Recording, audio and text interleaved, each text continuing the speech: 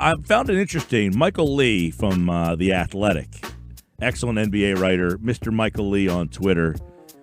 He wrote about Kenny Atkinson, who was unceremoniously fired in the middle, I don't want to say the middle, in the final third of the season here. Does that have any relation to some of the things going on in Philly?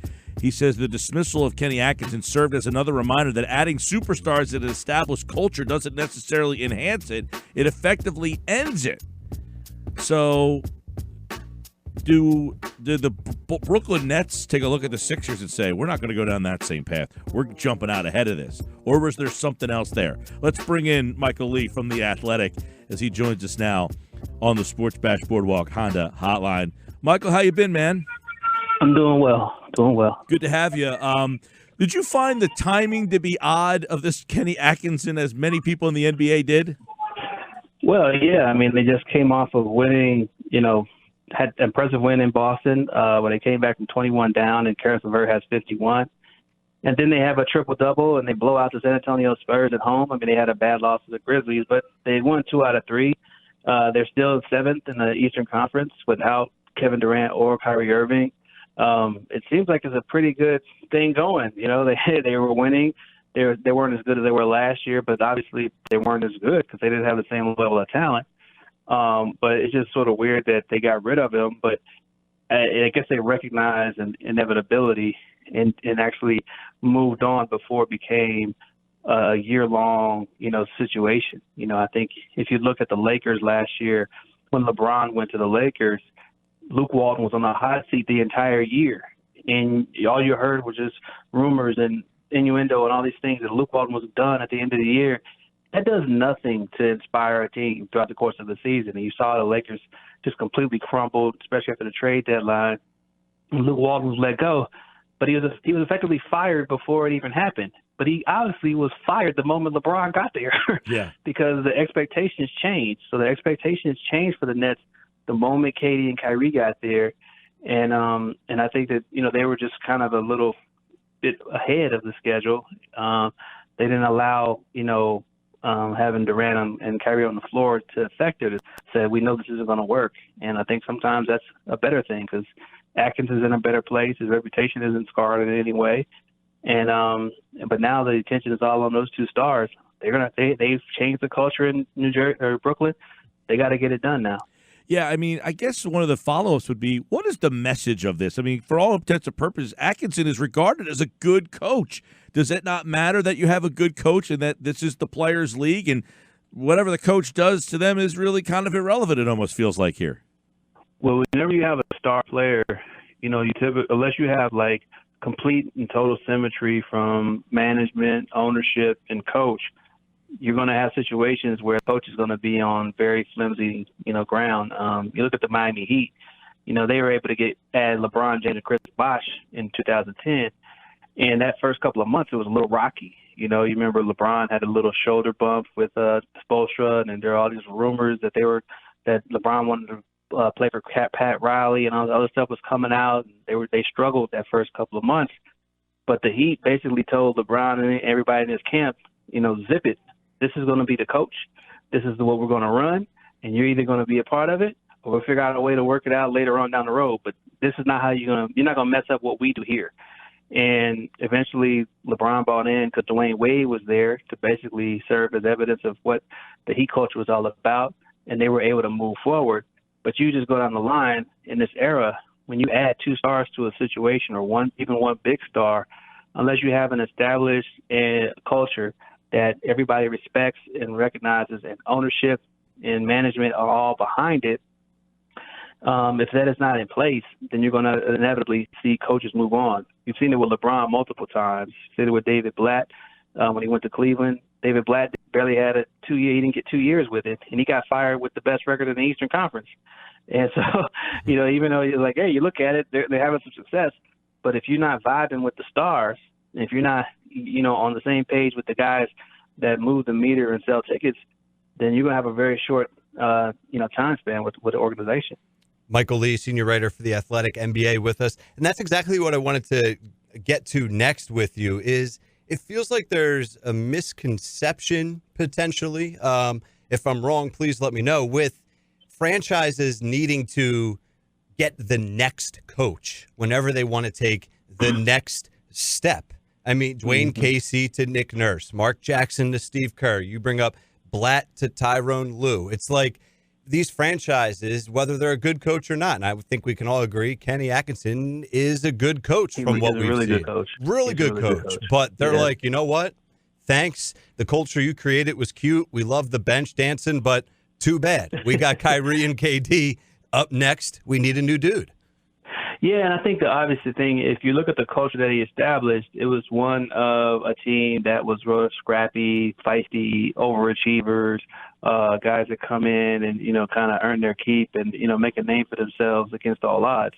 When you look at Durant and Kyrie, their lives in the NBA have not been that.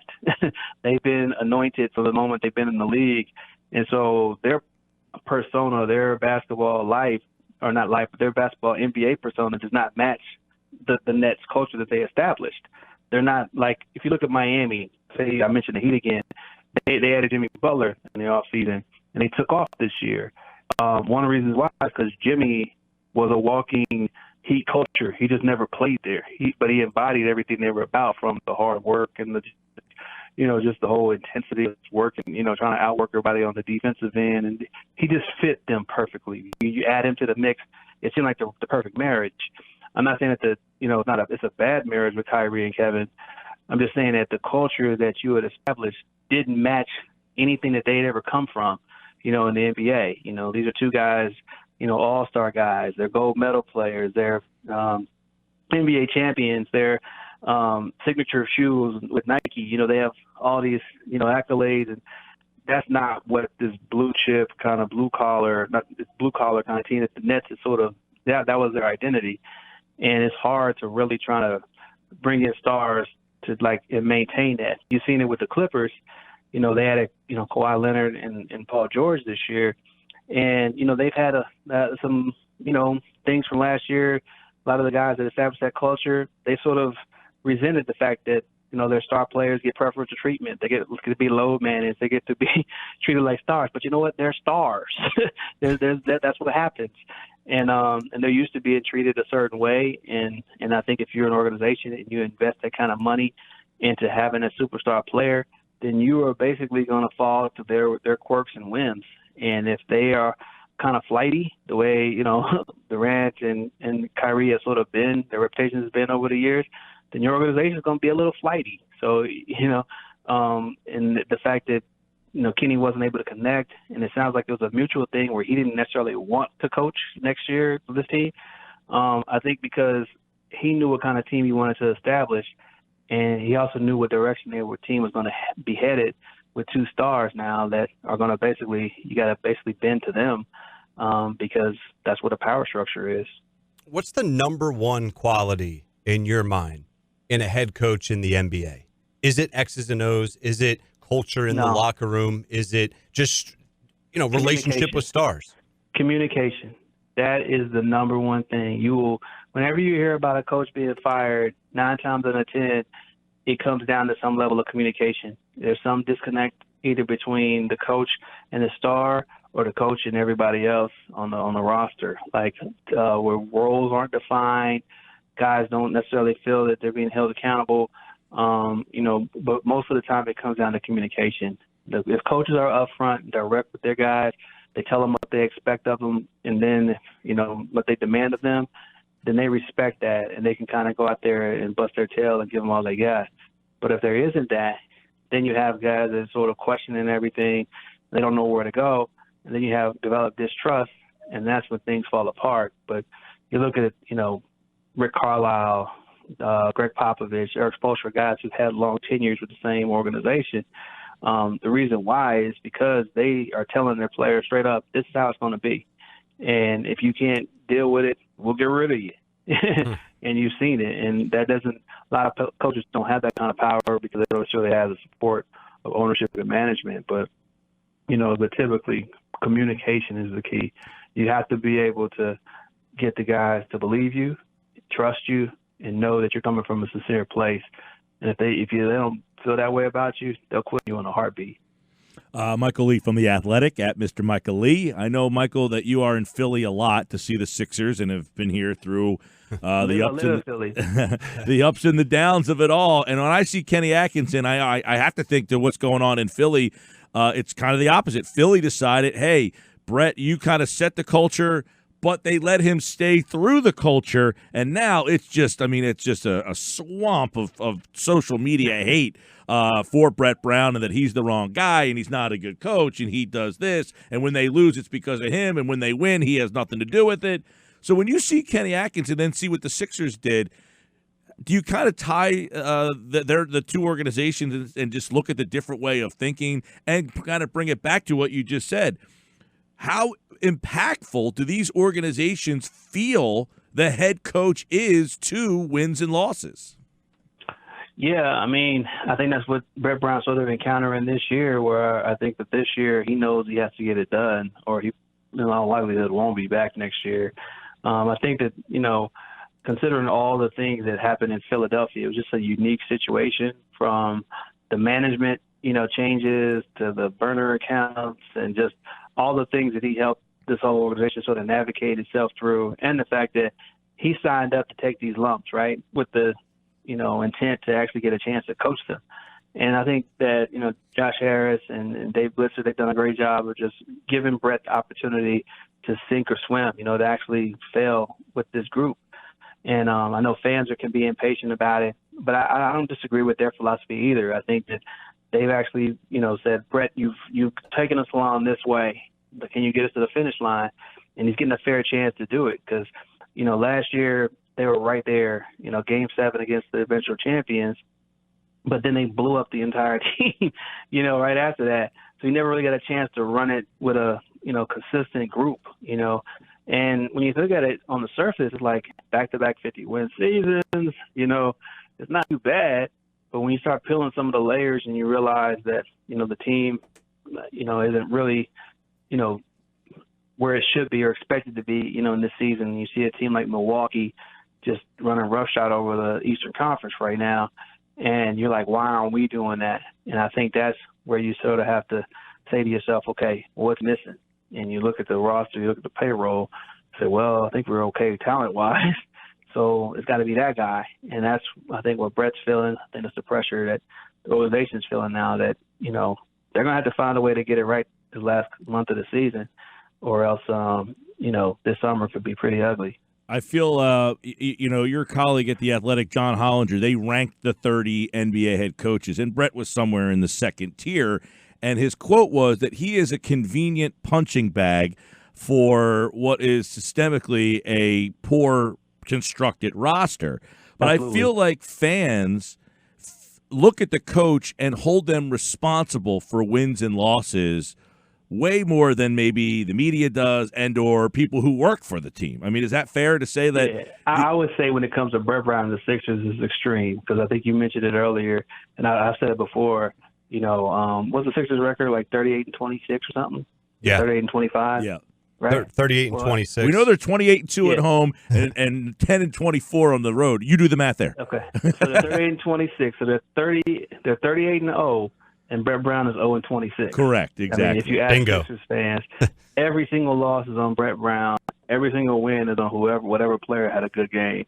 And I think that's sort of been unfair, but that's sort of what he's been dealing with from the moment this team started winning games.